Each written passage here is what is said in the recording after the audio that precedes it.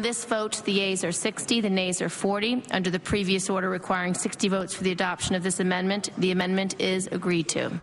And so, as the U.S. Senate votes to increase the debt ceiling that lays across all of us in this country, disturbing new revelations today by former Treasury Secretary Hank Paulson about foreign rivals and holders of our debt, Russia and China, using their U.S. holdings in a threatened attempt to bring America to the brink. Let's break it down.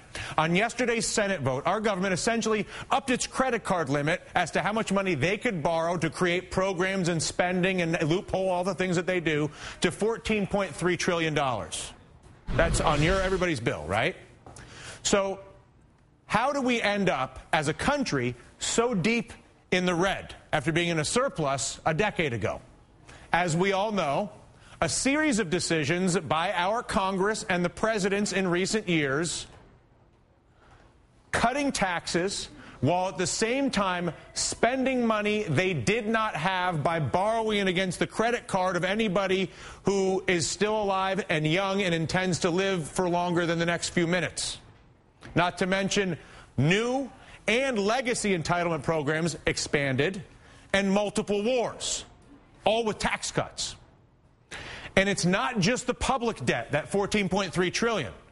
Wall Street got into the act and used deregulation, corrupted the language of innovation and applied it to banking, and got in bed with complicit politicians eager to trade easy housing for you in order to get votes, as the bankers paid themselves billions, ostensibly making a massive debt bomb sold to what I like to call frenemies, like China and Russia.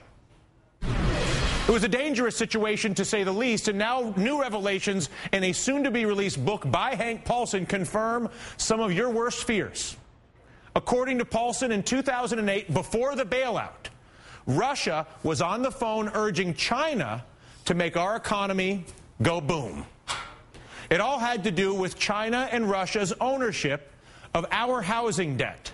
Between the two of them, upwards of $400 billion of American mortgages held by government-sponsored companies. So basically, the debt would get sold to Russia, the debt would get sold to China, so that we could all get bigger houses, and politicians could beat their chests about how great the American dream was as they sold those debt bombs to Russia and China.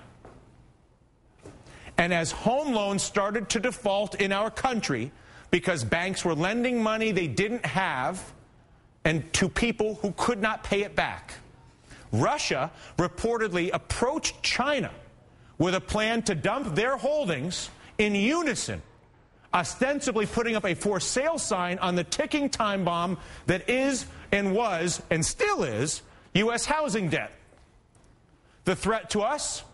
An apocalyptic collapse in the value of your house, to say the least, and more importantly, soaring interest rates that would cause business activity to grind to a halt. They know this.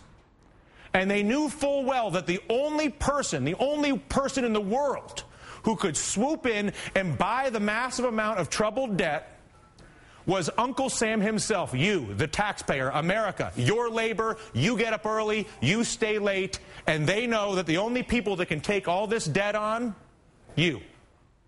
So in the end, Russia and China exchanged their money bombs for holdings backed by U.S. treasuries, your labor. The U.S. government, us, left with a ticking time bomb in an effort to defuse the sale of that housing debt, which no one else wanted to own because loans were made, no one can pay it, no one has the money. What are we going to do? Vladimir Putin's spokesman denies that Russia ever approached China about dumping U.S. bonds, and China's not that stupid because they're so long, the U.S. Think of America as too big to fail for China. Even if they'd like to do it, they're like, listen, no, screw ourselves if we do that. But where does that leave us as Americans? Well, China now owns a potentially new financial weapon of mass destruction, at the very least leverage against our future policy and future productivity, an estimated $789 billion in U.S. treasuries. That's where we borrow our credit card money from, in part. Russia, a lender themselves, $128 billion that they have lent to us. And yet Congress just yesterday decided to raise the debt ceiling in a move that could make the bomb bigger. So is economic warfare one of the greatest threats for the 21st century? And how would that play out?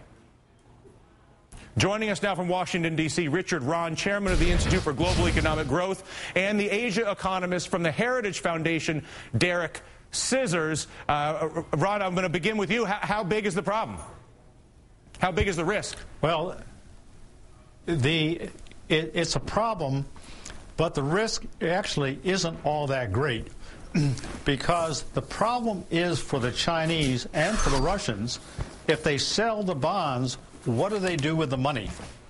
And the Chinese in particular need U.S. government securities to back their banking system because both China and Russia have such undeveloped financial sectors that they need our government securities to serve as the collateral or the reserves for their own banks. Got it. So, Derrick, let's talk about that. It's one thing to have our housing debt and find out that it's not worth what you think, and basically go back to the American politicians and say, listen, you guys created this crazy housing scheme with your Fannie and your Freddie, and you can have it.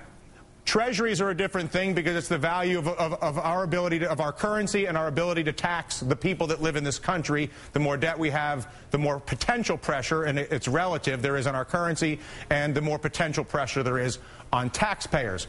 It's very understandable that China wouldn't step into the breach and dump everything for the obvious reason that they would screw themselves effectively if they did that. But what is the risk of China deciding that they simply want to charge us much higher interest rates to continue to basically let us use them as our credit card? And what's the risk of that, and what would that do to us? It looks like right now the risk isn't that high, just because in 2009, China bought less than $100 billion worth of treasuries, and the debt went up by $1 trillion.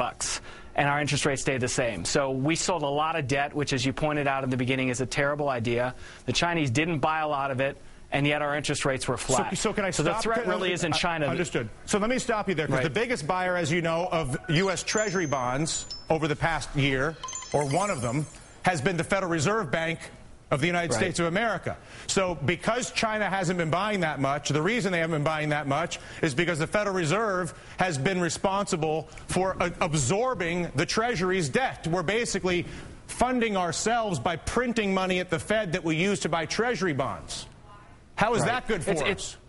It's not good for us. It's a terrible idea. The expansion of the debt is terrible. The fact that the Fed is buying Treasury bonds is pretty close to a scam. I mean, there's some details there that wouldn't make it a scam, but if it kept on going and if the Fed had a lot of long-term Treasury bonds, that would pretty much be a scam. It's like passing money from one hand to the other and saying you did something with it.